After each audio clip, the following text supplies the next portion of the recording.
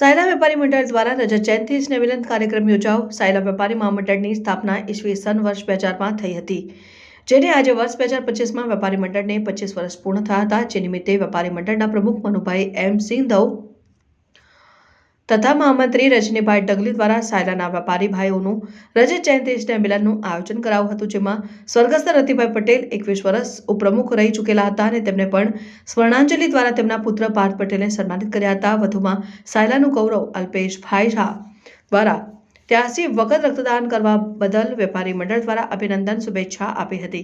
છેલ્લા 25 વર્ષમાં સાયલા વેપારી મંડળને સારો પ્રતિસાદ મળ્યો છે અને વણઉકેલ પ્રશ્નોના ઉકેલ પણ આવી ગયા છે। સાયલાના નાના વેપારીઓને પણ મંડળ દ્વારા સાથ અને સહકાર મળી રહ્યો છે।